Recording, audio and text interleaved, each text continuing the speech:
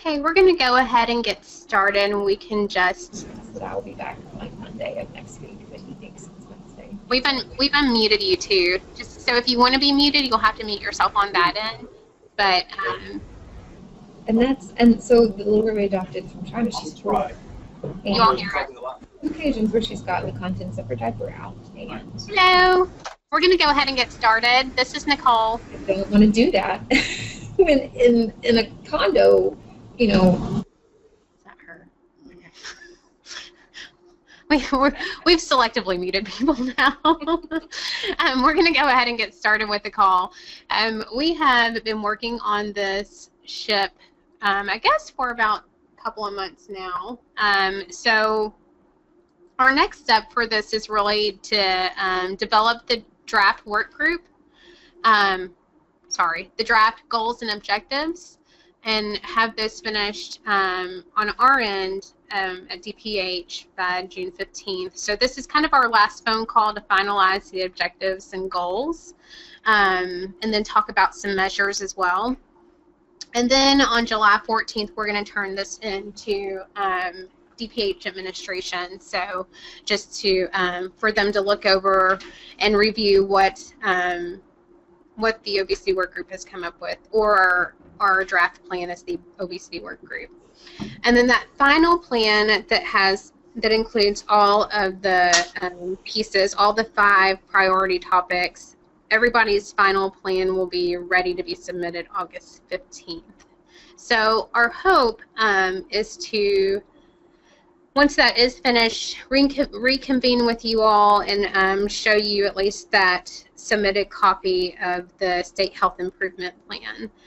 So that will be our first step in our accreditation process as the Department for Public Health for Kentucky. So thank you so much for your input today and feedback and hanging with us through these phone calls.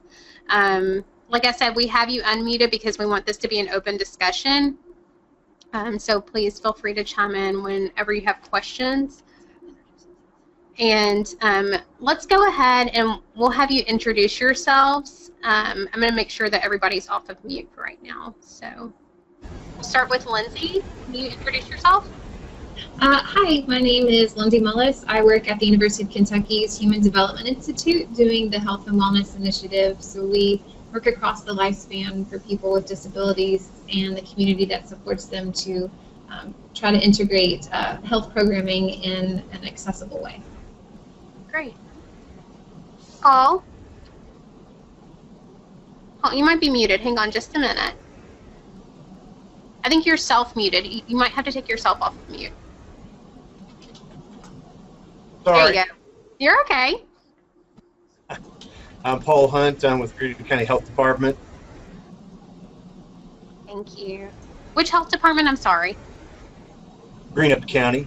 Greenup. Okay, thank you. And then Tanya? Hi, I'm Tanya Ferris. I'm with WellCare of Kentucky. Great. Yeah, thank you. I mean, you can explain that if you want. What's your role there? I am actually the clinical trainer. I'm standing in for someone else in health services, one of our directors. But the main reason we're involved is because we have specialty programs where we work with folks who struggle with obesity, and so this is a big part of that. Great. Thank you. So I think Paul and Tanya, you're new to the call, and Lindsay, you've been involved pretty much from the start, but I'm just going to give you guys kind of a rundown just so you know where we've been with our phone calls, and you can look at your screen and just see on May 18th, May 24th, kind of what our process was. We had that original introduction phone call on the 18th, sent out homework after that, so where you see that review CDC's high 5 and equity framework, we kind of looked at that, sent out a survey monkey to get feedback from the work group members about next steps. Then May 24th, we reviewed those next steps that were mentioned from the Survey Monkey, and then developed some goals and objectives as a result of that Survey Monkey piece. And then today we're just going to finalize those goals and objectives. So I guess 2 weeks ago we had the phone call to just get feedback from the work group, and now we are moving forward with our draft plan. So these were some of the things that we considered once we were drafting the plan and coming up with some components and some goals and objectives and outcomes. And so looking at the national priorities, state initiatives, prioritizing what policy changes would move us forward and that were feasible, and then looking at lead partners to move forward with these initiatives. This is not a pretty PowerPoint, so I apologize, but I wanted to try to get just everything in one space so that we could just kind of talk through the objectives. But I will pass this over to Elaine Russell, who is our expert matter. She's in our obesity program here for our in our health promotions branch. So I will pass the mic to her. Well, really, these are the ones that the objectives and the strategies that we looked at the last. I heard this. I'm going to fast forward our slides a little bit here.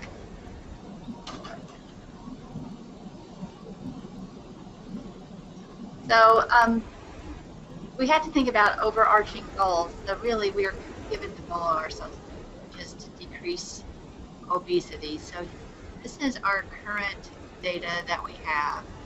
So you can see that, we have 34.6 people who are obese in Kentucky, and that has gone up about 3% since 2014. You can see how many that we have. 47% that are reporting having one or less fruits per day, and 24% of people, of course, having one or less vegetables.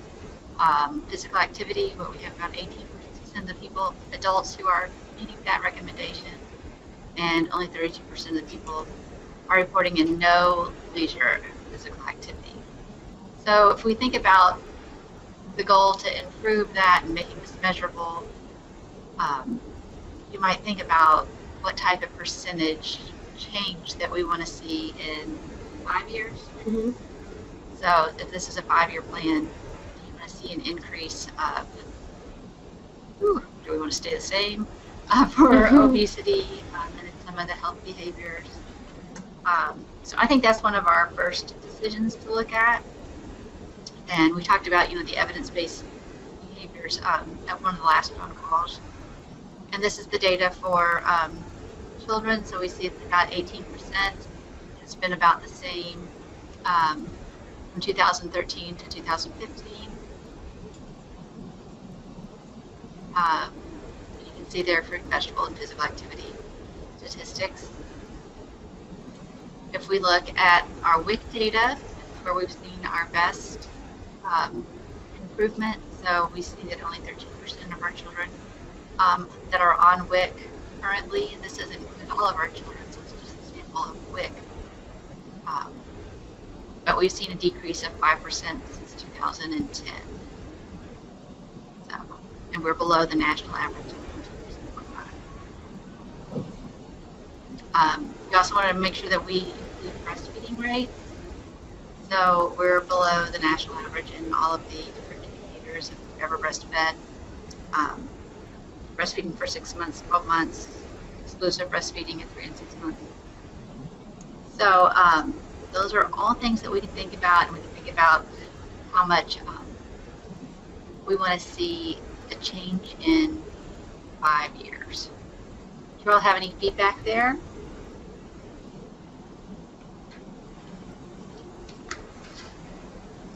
Low income again. There's definitely some compelling numbers for sure. So I think those will be our overarching goals, is to decrease the prevalence of obesity, and then we can look at different health behaviors. So back to the objectives. Do you all have any comments on this first objective. So increase access and promotion to healthy eating and beverages in hospitals, childcare, schools, work sites, and communities. So we did have one comment, a written comment, just talking about maybe changing it from healthy eating to healthy foods. So I think that's a doable change. And then these are the strategies that were in the unbridled health coordinated chronic disease and health promotion plan. That time frame has gone up. We've already passed it. I think it was a 2-year plan that ended in 2015. But these activities are still really good activities. And we'll just get your feedback here.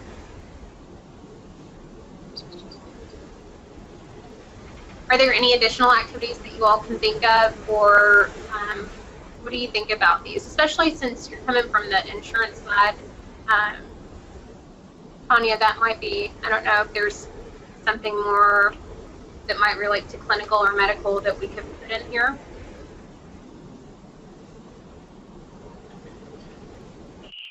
I'm looking at it. I've been very objective. I appreciate what's there. I can see how we would need to utilize these in with our members, because we're always referring them to community programs and anything in the community that's a resource. And knowing that things like this would be available is a huge boost. It's definitely. I don't see anything that I would need to add to that. Okay, thank you. Any other feedback?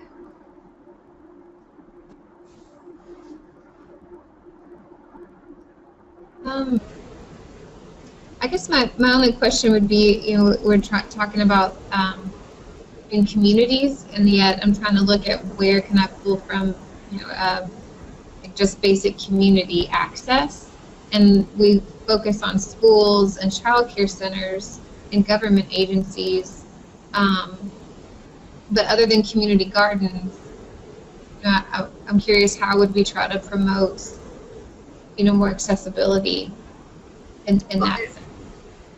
There's also the promote healthier food options in retail venues, and that includes corner stores, grocery stores, farmers market, CSAs, that type of thing. Okay. But then I think the local food policy council also would look at all different avenues where food is. Just so we've seen reports from Lexington that look at local food purchased by schools, universities, colleges, government, restaurants, in different areas as well. Okay. So you've got kind of that type of community. You've got gardens, you've got child care centers, schools, government agencies. Yeah, that's good. That answered my question. Thank you. And maybe hospitals could be added in there. At the bottom or the top?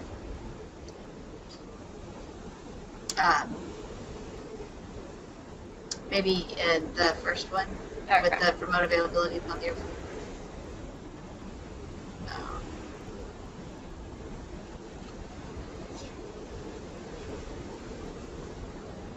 All right, so any other comments, or should we move on?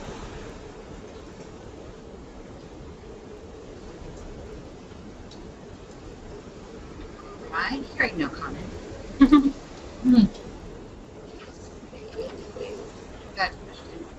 Okay, objective 2. So, increase access and engagement to physical activity. Leave the hospitals up here.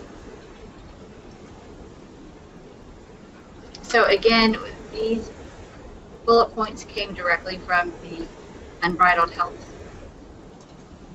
plan that was 2012 through 2016, so it's just now expiring last year. I think that's actually one of your attachments that you guys have access to on your end. You want to pull that up?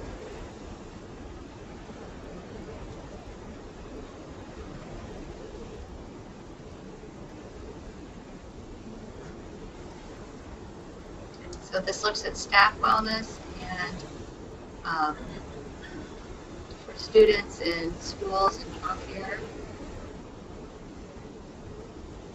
We look at policy through having comprehensive school policies and school wellness programs, school wellness policies. The shared use agreement, that was where the community can use the school after the school hours. And in Kentucky, we discussed this on our last call, we do have a shared use agreement regulation that says the liability will not be anything different than what the schools already have with students. Adopt and support a complete street ordinance. That's where anybody can walk, bike, or roll, or drive a car and have mixed use. Making sure that we are always prioritizing not just cars, but also people with disabilities, and walkers and bikers.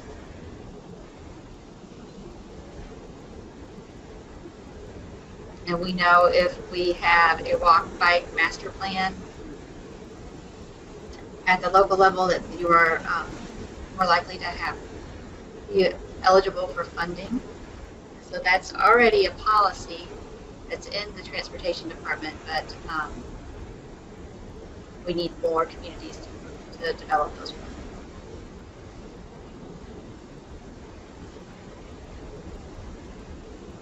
Any comments here?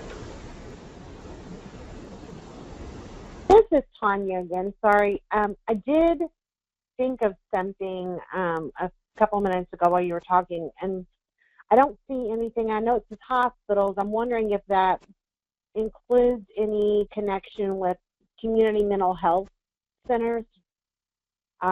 Just because, you know, those folks are on so many medications that increase the likelihood of obesity and diabetes. Oh, are you talking to go insert into the objective itself? Like, I'm just wondering what kind of connection there can be to those. okay. Can you give me an example so I've got a little bit more information? So if you've got a community mental health center in the area, is there a way to connect that to one of these other programs in the area that would directly be a referral, or could be a referral, especially for those with mental illness who are on medication that are going to cause them or can potentially cause them to become obese? Because it's a real risk on certain antipsychotics. So you're looking at the wellness policies and programs, but like for mental health centers, they don't really do food there. You know, it's just not one of the things that they do because it's not inpatient; it's an outpatient center. Yeah, that's something to be addressed for sure. Have you seen? Oh, go ahead. Go ahead. I was just saying I'm not trying to throw a monkey wrench in. It was just something that came to mind. Yeah, if you can help think of an activity that would address that community, I just don't know enough about it to come up with on my own. I can research it a little bit more. Is there anything that you've seen, because you guys, I think, are providing case management, but is there any like best practice that you've seen on your end that communities might be doing? You know, it might get. Go ahead. Depending on the area. I mean, you've got Dare to Care, you've got, you know, Meals on Wheels, certain things like that, but they don't always cater to diabetics, or they don't always, you know, fit the bill. It's kind of, you know, keep you from being hungry situation. So when we're looking at healthy food choices, it's, you know, it's one thing to tell people to eat healthy. It's something else entirely to help them to get there. So when you're looking at like the counseling, nutrition counseling, that was one of the things on that first objective. And the community gardens, all of that is great. I just wanted to know, you know, if we could make sure that, you know, if that is in particular, again, I'm kind of new to the conversation. So I'd have to ask Is that something that is narrow? Is it going to be broadened out so that it can be specifically targeting folks with mental illness, or letting those community mental health centers know about this and just make sure that they're clued into what is available, so that they can direct folks, because it definitely, it's a definite need. Our diabetic population, a lot of them have mental illness or they're on medications that'll cause it. Okay, I think that's the reason. and we were talking about, I think the promote the availability of healthier foods and nutrition services, I think we can expand that one, that first bullet.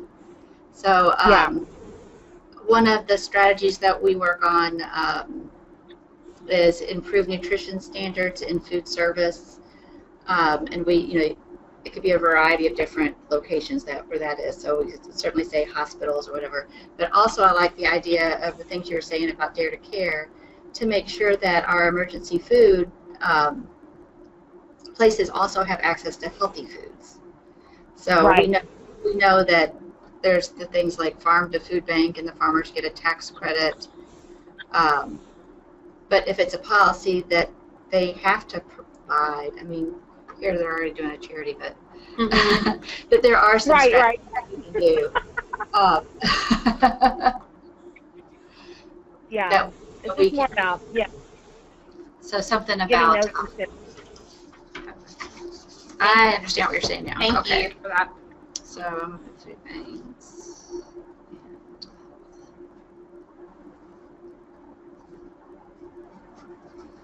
Okay.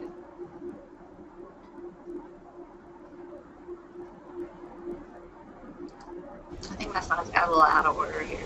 Yeah, sorry, guys. All right. So,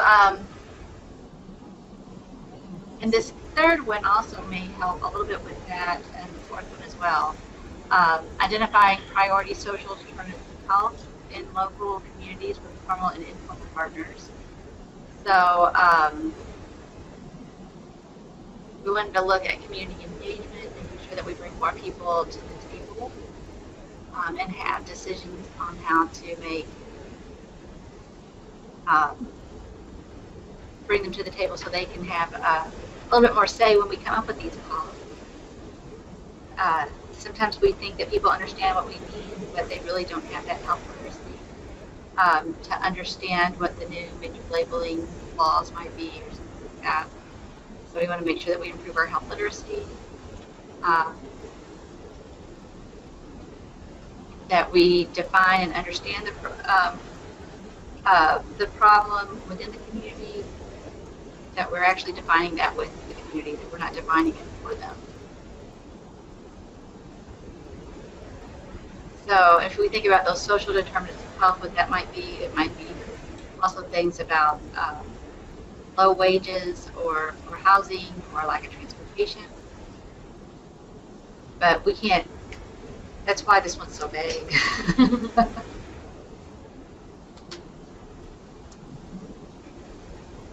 Because each community is going to be a little bit different, and we'll tailor it for each local community.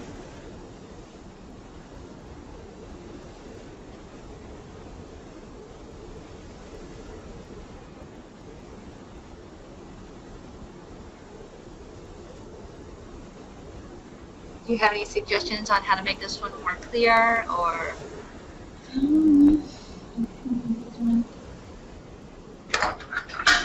I'm sorry.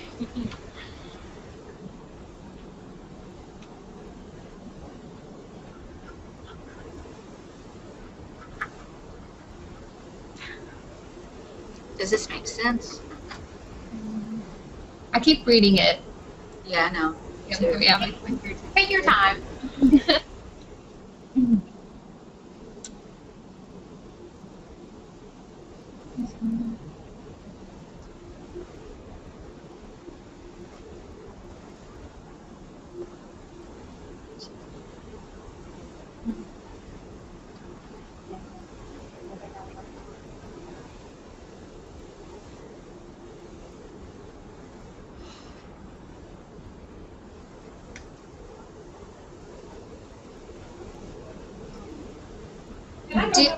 Hold on. Sorry.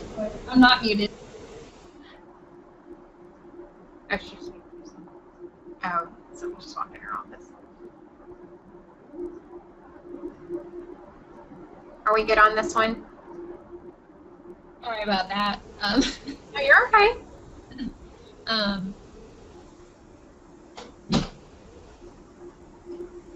was going to ask about the second to last bullet about understanding. So when you say understanding the problem, you mean whatever the health disparity is that would be focused on. Is that correct? Yeah, so whatever priority they come up with. Okay.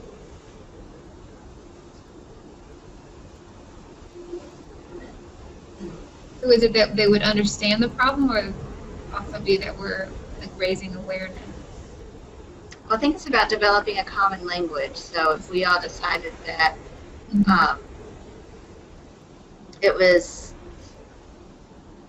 we didn't have access to healthy food because we didn't have enough retail, you know, we would all kind of discuss that, and then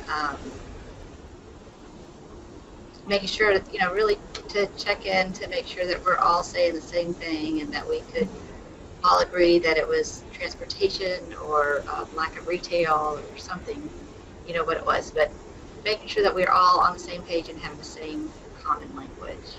Okay, got it. That makes sense. And maybe that's just a best practice and doesn't have to be an activity.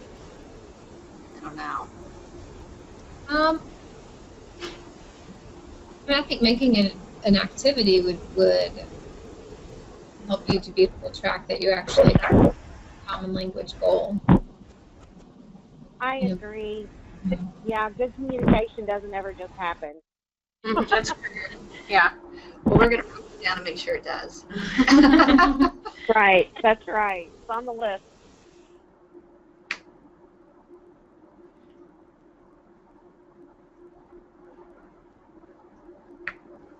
All right, well, we might wordsmith these a little bit more and put them back out to you.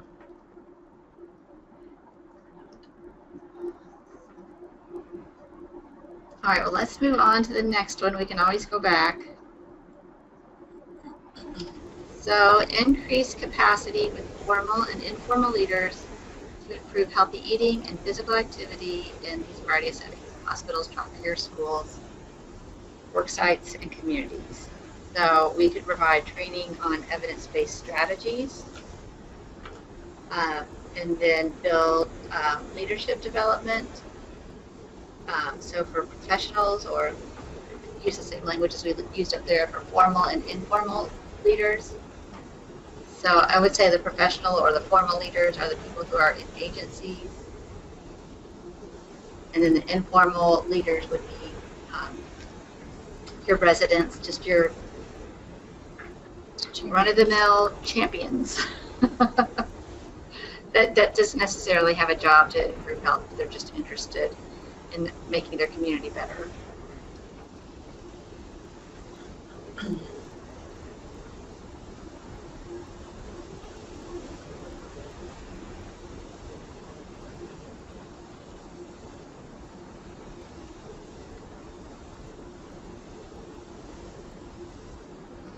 Do you have any other suggestions for activities?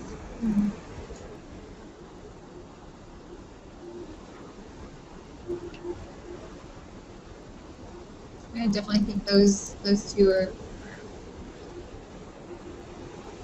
hitting the nail on the head for sure. I don't know how to say that, but I think those are really going to be definitive activities to set the foundation for a meeting that are effective.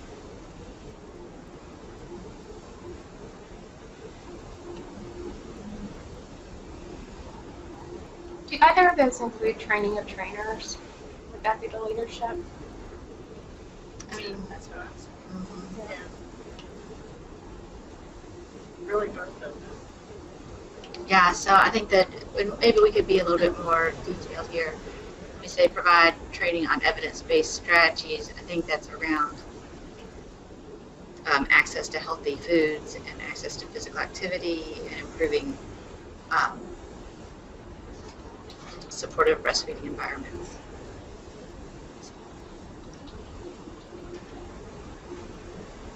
And then the leadership development, I think that is more of the train the trainer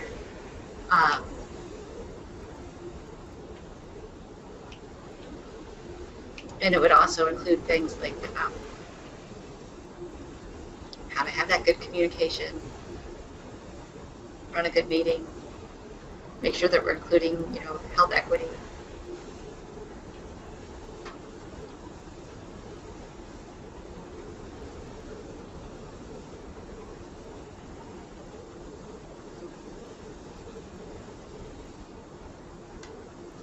It covers everything. I don't know what else you would do right here.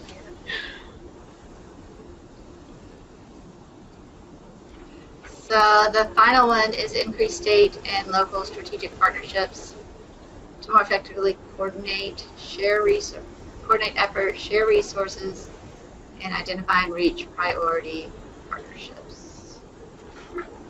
Maybe not partnerships, that probably needs to change. Priority audiences.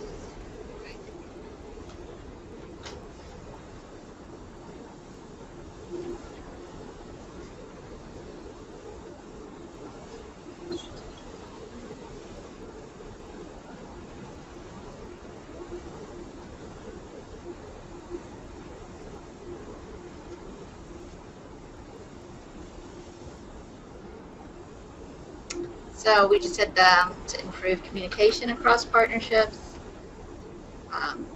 make sure that we're always understanding what's already out there, so that would be the conduct and assessment to identify current initiatives. And then make sure we have networking opportunities so we can all learn about what's out there and learn from each other instead of reinventing the wheel.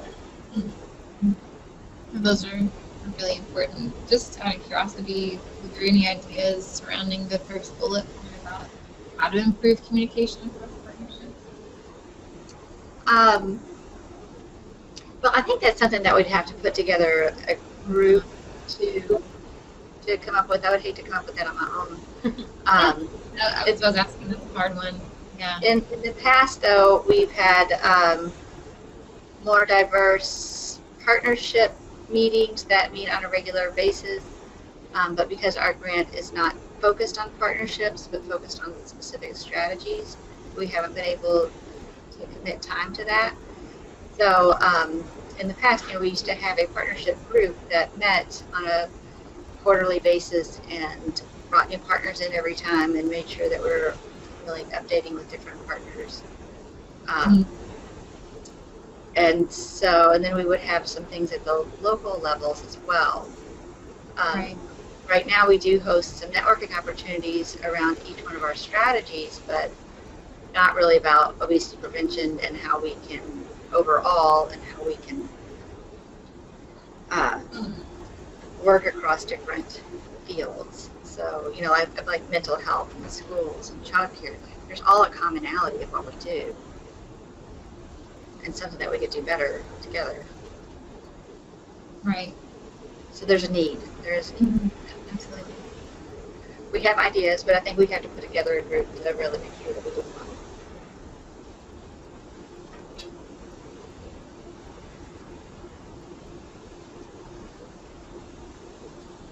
And making sure we know what's going on, I think that's a full-time job as well, because there's a lot going on. And right now it's just not good. I think also, Lindsay, I don't know if you were on the call when I had talked about this earlier, but we're hoping at some point after we submit the final plan that we can come back together as a work group. I don't know if all the groups will be in one room together, but at least the obesity work group. So maybe having those conversations. Right now, we're really looking at putting the objectives and the goals and the measures into one place to submit, but we also want to have a supporting document. So I think that piece that you were just asking about how to improve, those how-to conversations still need to happen, and I think that could be maybe something that we could address and just dig a little bit deeper in the follow-up to this. Oh, yeah, that would be great. Yeah, so there will be room for that. It's just not immediate. And thank you for following up on that.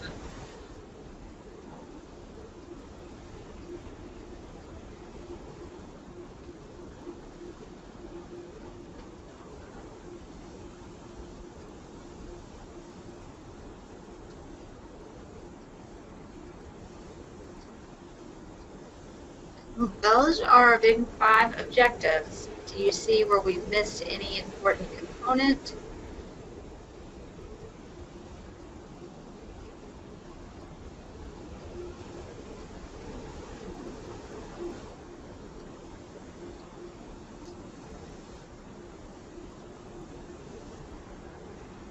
And you have the worksheet with all of them on one page, so. Yeah, if you look at your attachment.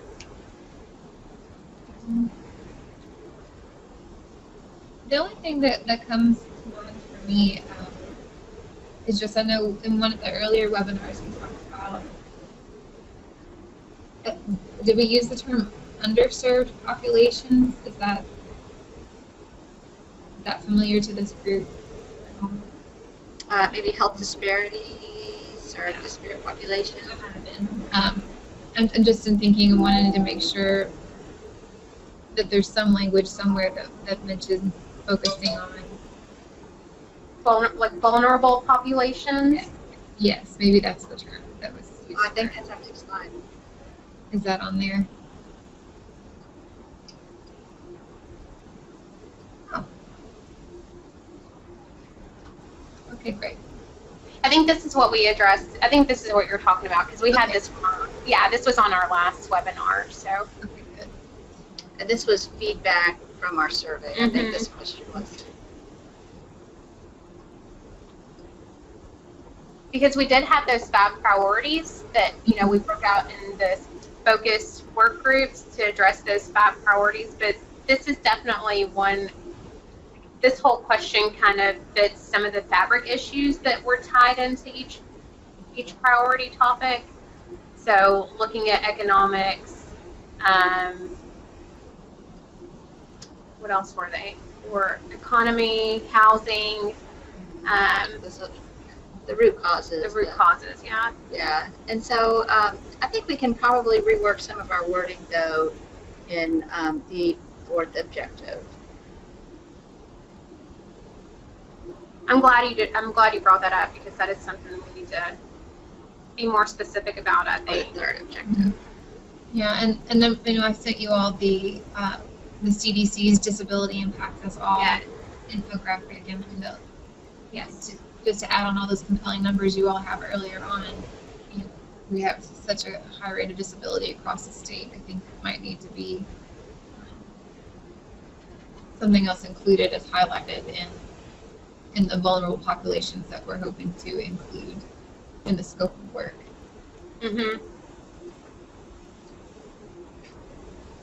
I honestly wish we had more time to do this because I think we could even get to the, just a little bit more nitty gritty about what is submitted. I wish that this wasn't as vague as we have it because I think there could be some great work done. Unfortunately, we don't have that time frame, but this is a 5-year plan, so I think there will be some time for just amending and changes to come and just working with future conversations too within that 5 years. So it's going to be an ever-evolving health improvement plan.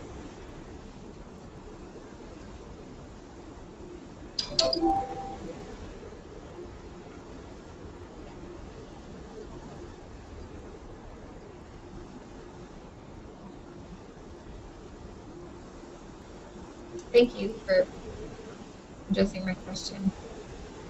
Thank you. Yeah, and I think we can add some wording around the vulnerable populations and make sure that we include things like mental health and disabilities. And I think we had because we were talking earlier, we had a meeting earlier today with all of the work group facilitators together, and that is one thing that they talked about was how there are other states who have been through the accreditation process. Their state public health departments have, and they actually have their strategic health improvement plan, one that is just for general population, and then they do one separate for the vulnerable population. So they have it in 2 kind of different scopes. Yeah. So that's That's a good call. So I think it probably does need to happen. And I think that's too where we talked a lot about community engagement, that we would want to work with really that type of group that works more with disabilities and their families, and make sure that they're defining the problem for this population, and that we're not coming up for, with it, and that they're also really involved in where do we need to go and what strategies are needed. Mm-hmm. So I think that's an important component. but I think we can flesh out the wording so that comes out a little bit better.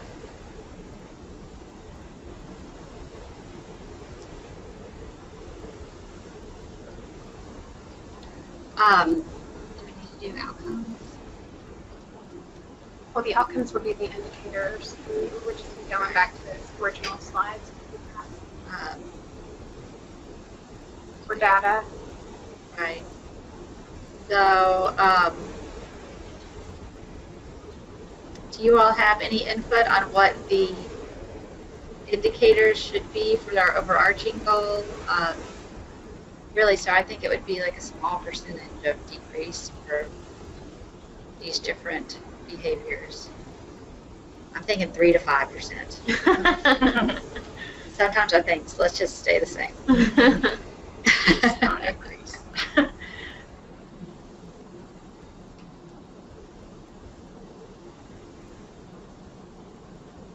Or is there,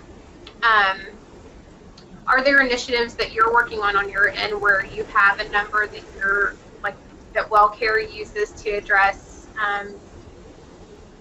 that specific population? So when you're working with obesity, how much do you want to decrease it by? Like, what is the vision of WellCare for Tanya, and then maybe Lindsay?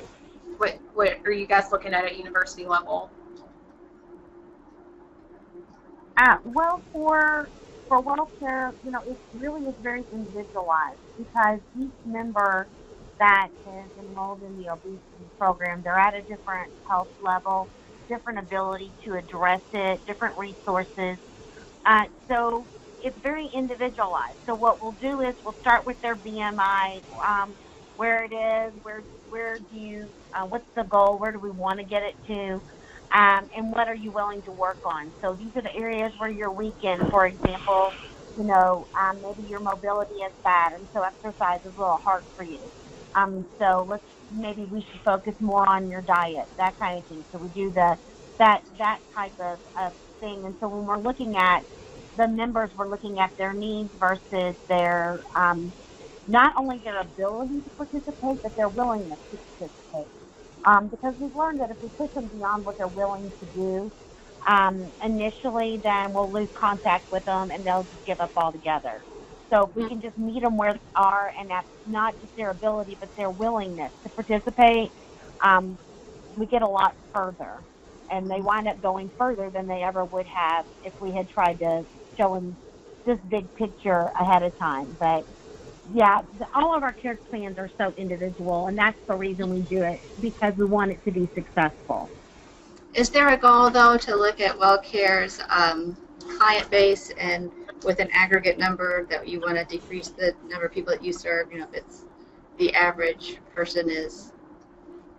We have what's considered what our CPGs, those are our clinical practice guidelines, and they outline certain goals for particular conditions, and having a BMI of, I can't remember the exact number now, what the goal BMI would be for someone facing obesity is going to be along those lines. But yeah, we do have that kind of a parameter. If you're looking for a specific goal, yeah, we want to keep that BMI under a certain amount, just like any other program. But it is, again, like I said, if your BMI is 34, then your goal of 24 is not going to be an instantaneous thing. So maybe it'd be easier to say, okay, let's get it to 30, and work from there. But yeah, I absolutely, the primary BMI is going to be that, that gold, the golden number BMI. You want that, and we just have that written and like I said, they're called clinical practice guidelines, and we have them for all of our disease processes, anything that's going on, blood pressure, things like that. But that's found inside those CCGs. I can look those up and tell you the exact number, but off the top of my head, I don't remember. Okay, yeah, that's okay. We don't need, it's okay. I think we could do because really your goal is to increase interventions and resources and the evidence-based strategies to get that person to a healthy weight. So we could address it looking at it more like that than a specific percentage decrease. Maybe, decrease it by a certain percentage as opposed to getting them to a perfect weight. Right. Yeah. Thank you. You're welcome. Wow, what's our next steps, Nicole? So next steps, we're going to draft this thing up. We are going to finalize the language between Elaine, Shelley, and I, and then meet with our bigger group and get the state plan together for all those 5 priorities, and then submit. So this is the last step as far as obesity work group goes, unless you guys want us to, do you want us to finalize the language and send it back out to you before we meet with the bigger group to do the 5 priority areas? Would you all feel more comfortable with that? I mean, I don't think that's necessary to add another step to your all's work. Okay, thank you. Thank you, Lindsay. So I think what we'll do is just move forward, get the draft together. I'll meet with the bigger groups.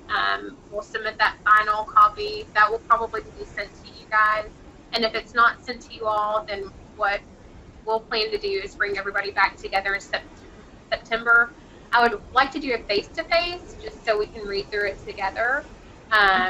And that will have all the 5 priority areas included in what we'll look over. So just maybe have that as a heads up for September, and then and we'll probably kind of meet every 6 months after, not face to face, but we can kind of just stay engaged by webinar or phone call. But we'll let you know where we are in the process along the way. Okay. That sounds great. All right. Thank you all so much for participating in this. Your feedback has been very helpful, and we're just glad to have you on this team. Well, thank you so much for the opportunity. Yeah. All right. If you have any questions, feel free to email any of us, and then we will contact you just to know what's going on. Thank you. Thank you. All right. Bye-bye. Bye.